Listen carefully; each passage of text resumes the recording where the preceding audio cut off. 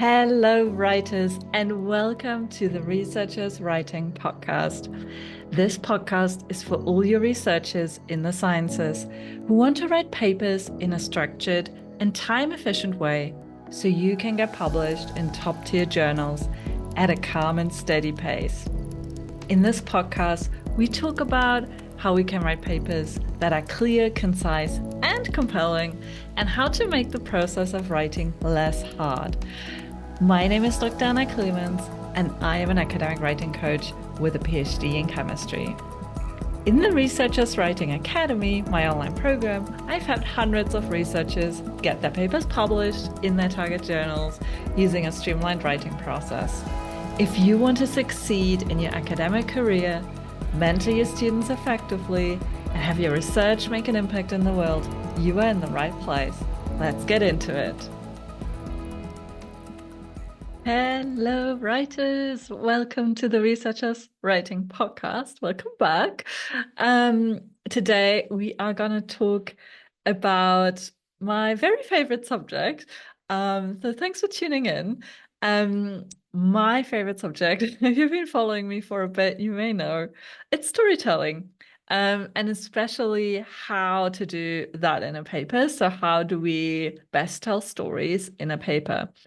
And my guess is that you've probably had someone say to you at some point, oh, your paper should definitely tell a convincing story, or make sure that, you're telling a good story in your paper. And my feeling is that researchers throw around this phrase storytelling a lot, but then nobody ever gives you a good definition of what exactly that means. Like, what does telling a story in your paper actually mean? And I think that is the source of a lot of confusion, and actually many authors not telling good stories in their papers. Um, and I think it's extra tricky because storytelling, like the word storytelling, can mean so many different things. I mean, if you just think like how you use that word story, I mean, that can mean like retelling an anecdote, right? Or it can mean, well, what happens in films, movies, books. They all tell stories, meaning they all have a plot. It also kind of suggests, like when you say, story, it also kind of suggests, oh, I'm making something up. Um, or it has that connotation sometimes. And I think that leads to a lot of like misconceptions and worries amongst academics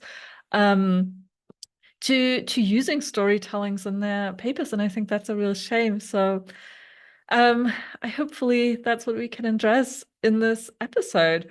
What I often hear in academia is that, well, like authors who use storytelling, they just use storytelling to like package something like data that isn't quite worthy, um, into like pretty wrapping paper, putting a ribbon on top, um, to get it published.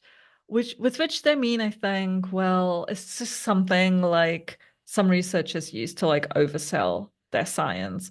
Um, I also have heard that thought that, well, if you use storytelling, you're just like hiding behind fancy words.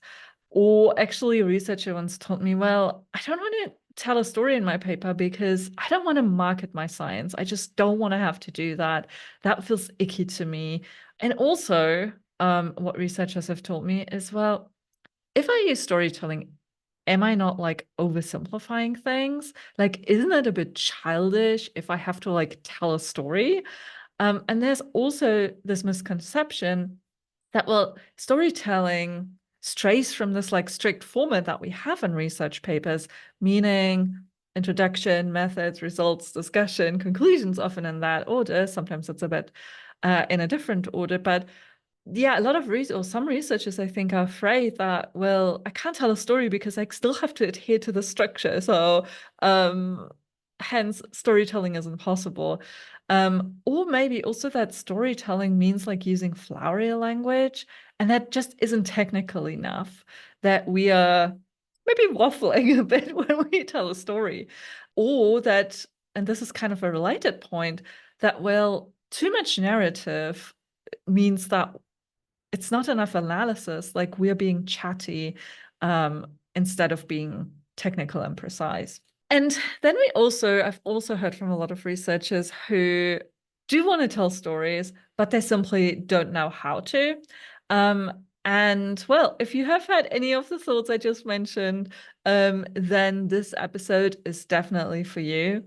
The way I teach storytelling is clearly defined, and it doesn't mean overselling, and it doesn't mean oversimplifying, it doesn't mean waffling, and it totally works with the introduction, methods, result, discussion structure. This is also referred to as IMRAD structure of most scientific articles. The way I teach storytelling and the way you'll learn it in a sec, actually helps you to make your paper a whole lot better, in my opinion, because it helps you focus on what is actually important when you write your paper. And also it makes sure, so that means, well, we're only giving information that the reader really needs.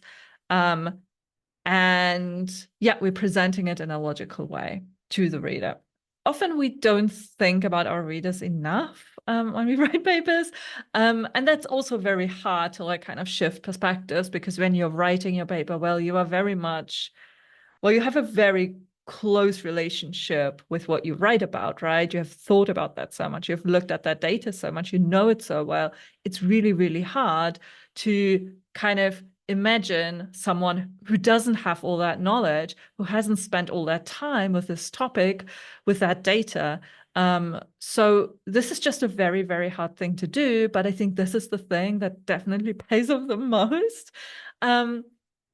Because what I often see is that authors totally overestimate how much knowledge our readers have about our topic. And they also often overestimate how much effort a reader is willing to make.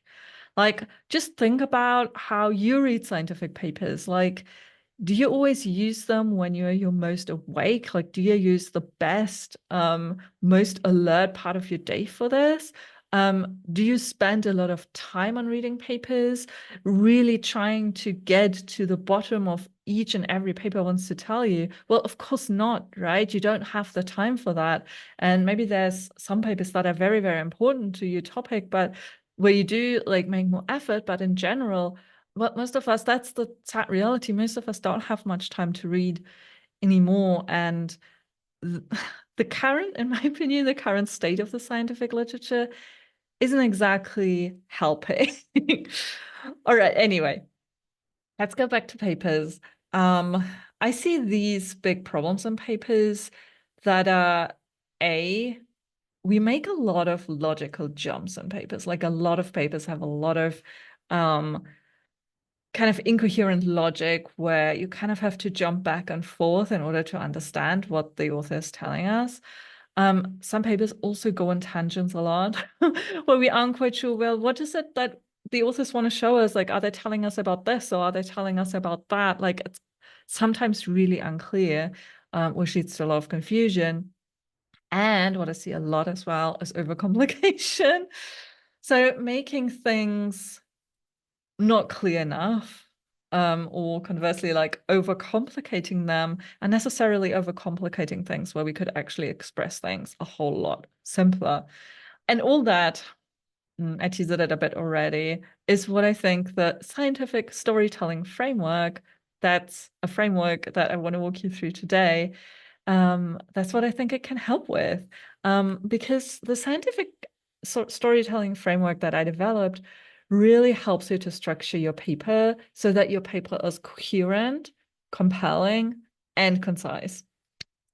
And I have a super exciting visual to share with you. And if you're listening to this, no worries, we're sharing this visual in the show notes and also hopefully in the chapter summary picture, if that works technically, or if you're watching the YouTube video, then you'll see it. Yeah. in the video here as well, so you can follow along. Otherwise, just try to listen and visualize. Unless you have aphantasia where you can't visualize, then please go and get the picture, get the image. But otherwise, I think it should be possible to just listen and visualize the framework. It's not too complicated. um, quick note on this framework. So commonly the way stories, if you know anything about like drama theory, storytelling techniques, anything like that, plot structure, you may have heard of Freytag's pyramid. And Freytag's pyramid is, well, a pyramid. It's kind of like this triangular structure that denotes, well, the beginning of the story at one end of the triangle, the top is the middle part, and the other like sort of where the triangle hits the ground is the end of the story. So it kind of has this like three act structure visualized in there, but I prefer visualizing the structure of a story as a spiral. There's a lot of words starting with S in there. So I prefer visualizing it as a spiral, and I'm going to walk you through the spiral that I developed.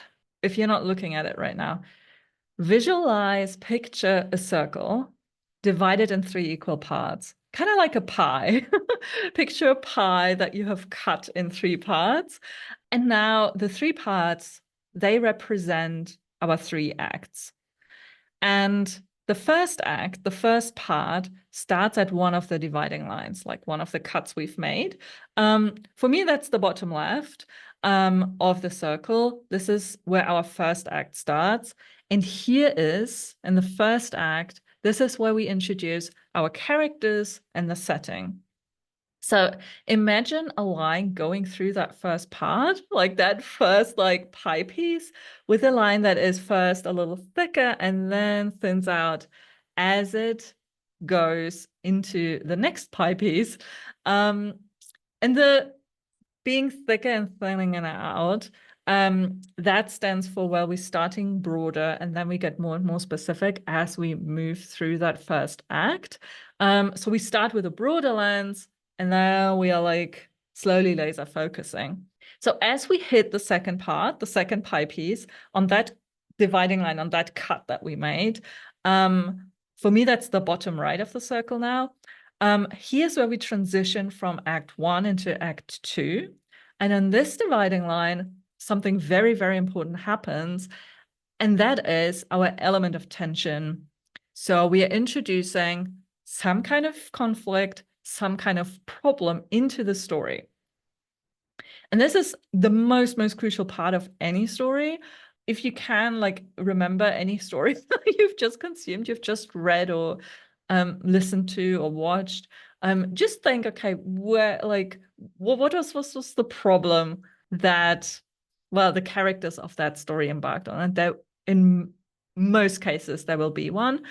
And then in that second part, so that second act, we are tracing a thin line of constant thickness. So now the thickness isn't changing. This is the most zoomed in, will stay in the story.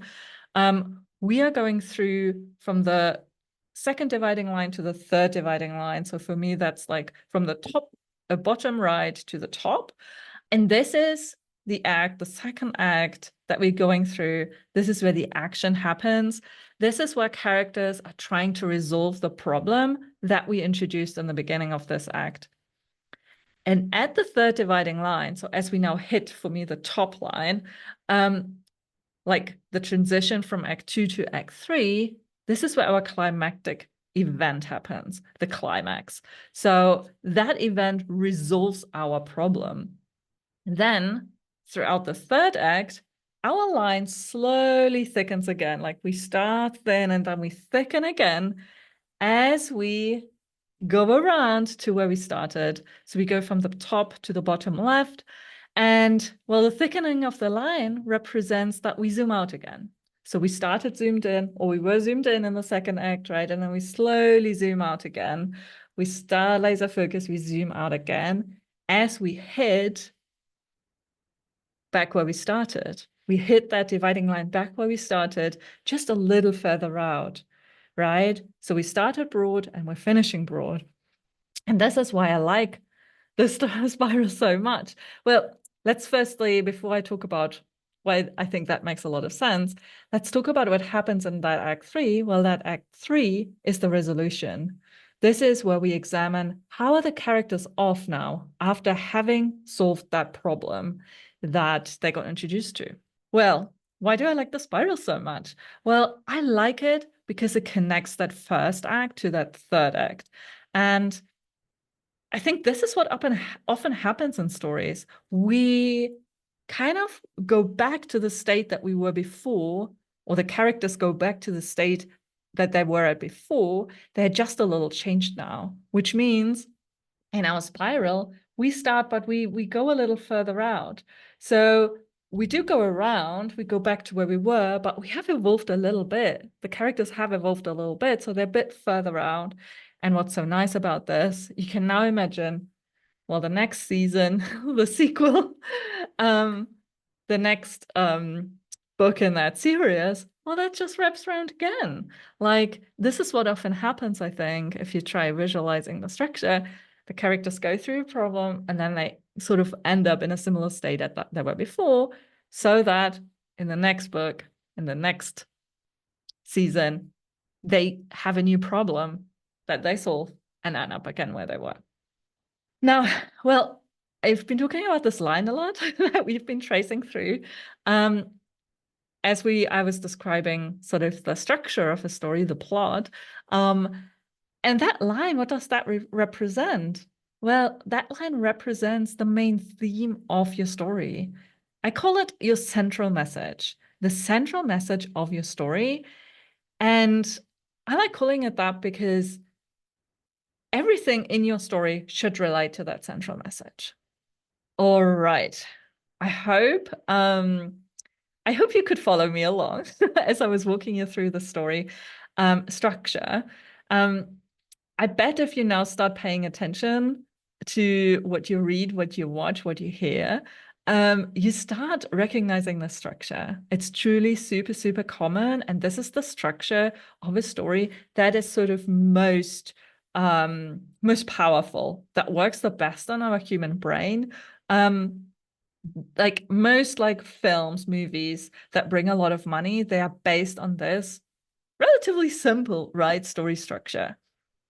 Now, let's translate this to your paper, because of course you don't want to learn so much about like film theory or anything like that. You want to know, how does this work in your paper?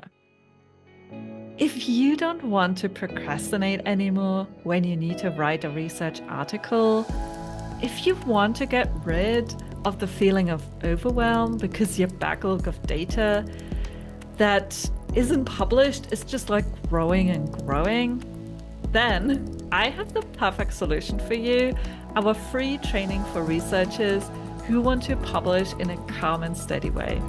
It's an hour-long training and it's interactive, and I will walk you through my entire system to get published in top-tier journals using a streamlined writing process. Just go to researcherswritingpodcast.com/free and start watching, well, for free. So that's researcherswritingpodcast.com/free. Let's get back to the episode. All right, so how does this look, the story spiral look in your paper? Well, the first act, right, the first part where we start broad and zoom in, that's your introduction. That is the state of the art of your field. And yeah, where you describe the background information that the reader needs to know in order to understand what happens between Act 1 and Act 2, the problem. As you transition from your introduction into the next act, and the second act, that's your methods and results section. So as you transition from the introduction into the methods or into the results section, depending on, if the methods comes in between the introduction and the results for you, or whether the methods are somewhere else. We could leave the method section a bit out of this now. It doesn't matter as much for the storytelling approach. So let's say as you transition from the introduction to your results section, you ideally, if you want to tell a story in your paper, well, you should have a problem here. You should present the reader with some kind of problem that you solve later on in the paper. So, and all the information that you provide in that first act, in that introduction section, should give the reader just enough info to care about the problem. Who are your characters?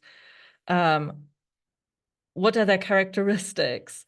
Whatever the reader needs to know to like appreciate how important, how pressing it is to solve that problem. Now, when we're in the second act, in your results section, this is where you describe what you did and what you found, right? Your findings, your data. In other words, you walk your reader through, well, how does my data solve the problem? I'll show you. It's also in this way, like this is what I did first, or not necessarily what you did chronologically first, but from a reader's perspective, like first know this fact, then know this, and then know this. Not this fact maybe, but this finding. Like this is the first finding you need to know about. This is the second finding you need to know about. This is the third finding you know about. And then this means, well, now we're coming to the climax point. We've transitioned from Act 2 to Act 3. This is our conclusion in the end. Like this is the summary of the solution to the problem, or I also call them key findings. We often have a kind of conclusions or like a little summary chapter at the end in a lot of article formats or journal formats. So essentially the climax are your key findings, like the specific findings, the specific solutions that you found to the problem. And then the third act, well, what's the third act about, right? Well, what's left? The discussion section, of course. So this is where you set your results into context. So what does this problem being solved mean for the state of the art of your field, for the background information you gave us in the first act, in the introduction section? You want to relate back to that introduction section. Remember the story spiral, right? Like we are going back there. We need to connect the beginning with the end.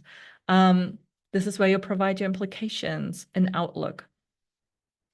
So yeah, this is what I think ideally how the story in your paper should flow as you, well, as the reader kind of goes through the different sections. This is the scientific storytelling framework. And I think the beauty of using the storytelling technique is that from the get-go, when you start writing your paper, like when you really truly implement this, think about this, write your paper with this storytelling framework in mind, that it will be faster to write your paper and that your paper will be more coherent. The story of your paper will simply be more coherent because your sections and paragraphs won't be disjointed, and so that you clearly get this kind of clear flow through your paper. And if you are interested to get the exact step-by-step for how to develop the story of your paper, then I really recommend checking out the Researchers Writing Academy, where I break this all down in our online course that's within the Academy. I walk you through how to best define each element of the story. So that you actually, that your story is actually concise and compelling. And I also teach you how to go from there, like what to do once you have each element, how you can use these to structure your sections so they're also concise and just communicate the story super consistently. If you want to learn more about the Researchers Writing Academy, then I highly, highly recommend my free training. I say this a lot, but it's truly, I think, the best first step. And you can get access to that totally for free if you just go to researcherswritingpodcast.com/free. So just the name of the podcast, researcherswritingpodcast.com/free. Amazing. Well, I'm so glad that we spent some time on the scientific storytelling framework. And I hope it will be helpful to you. Good luck using it. Let me know how it's going.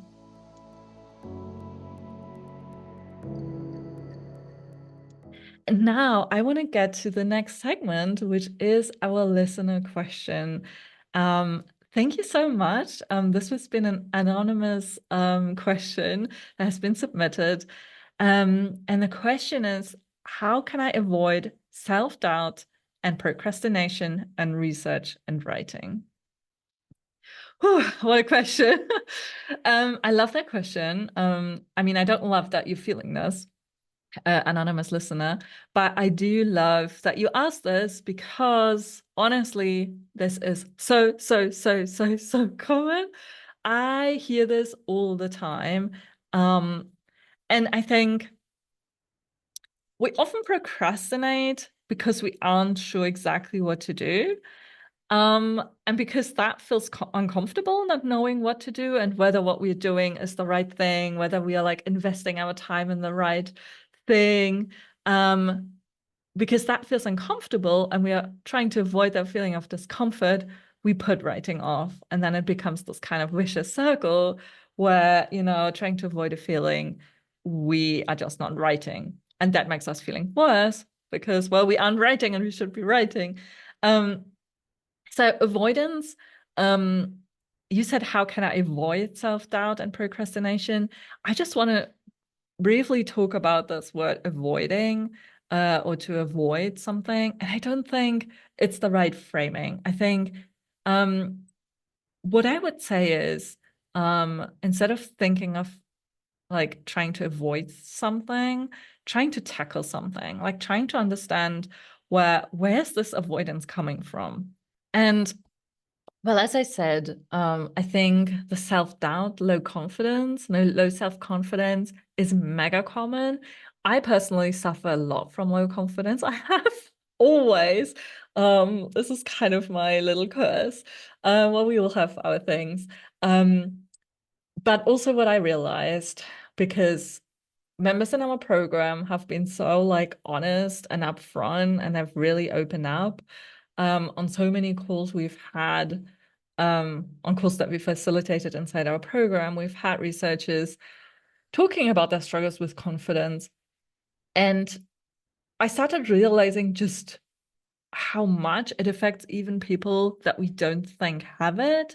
And well, before we talk more about that, I think there are two reasons for the low confidence. I think the first reason is simply not knowing how to write a paper. And somehow academia gives you this feeling, well, you're supposed to know, but you actually don't know.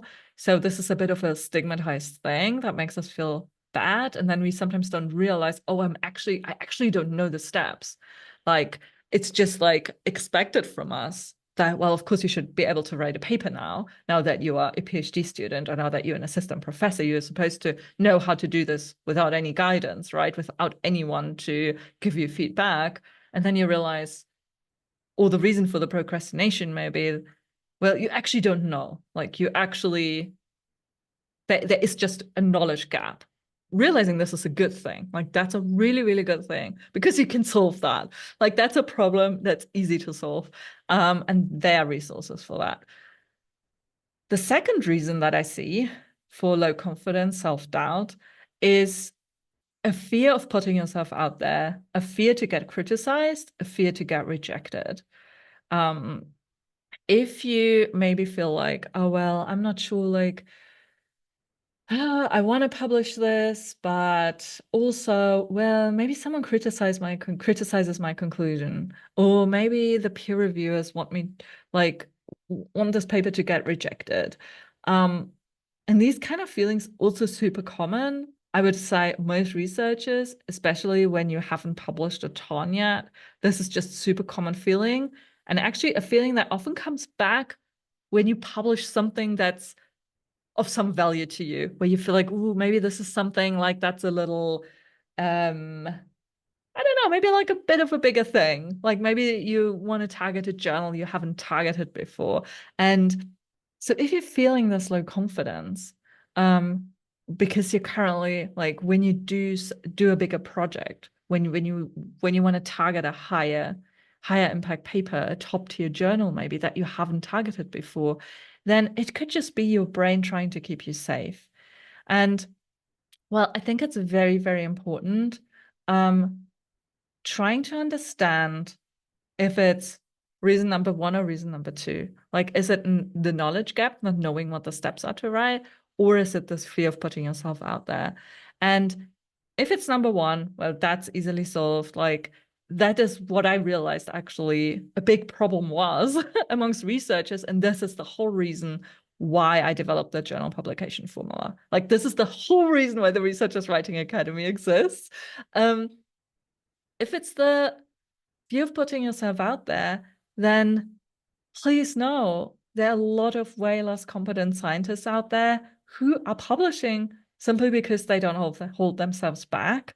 I would try to journal on the feeling. I would really try to dig deep, understand where the fear comes from.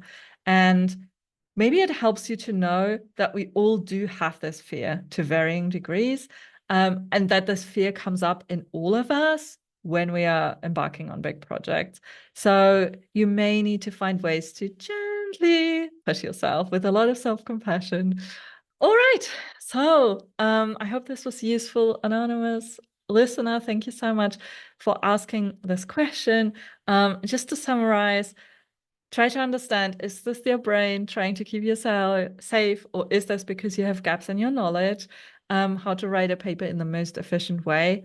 Or is this maybe because of both of these things? And that's, I think, actually the most common scenario, that both of these reasons are kind of part of the feeling of self-doubt and are leading then to procrastination. And as you start seeing some success with your publishing, like once you start feeling, oh, the writing process this actually feels good. I'm actually making progress. Well, I've actually written a lot today, or I've actually gotten some good feedback from my co-authors, or wow, I've gotten this submitted in like record time, or I've got good feedback on what I submitted. Like as soon as you get like these small successes or big successes as well, this is usually when the confidence grows as well. So, well, good luck to you.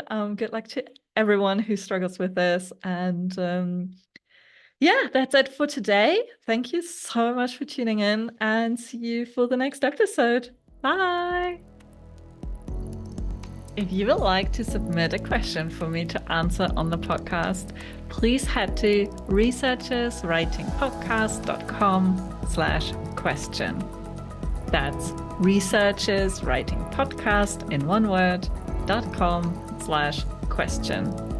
And if you enjoyed this podcast episode, it would really mean the world to me if you could review it in your favorite platform, whether that's Apple Podcasts, Spotify, or whichever app you're using. The more reviews a show has, the more likely it will be shown to others who are looking for podcasts in the academic writing space. So thank you.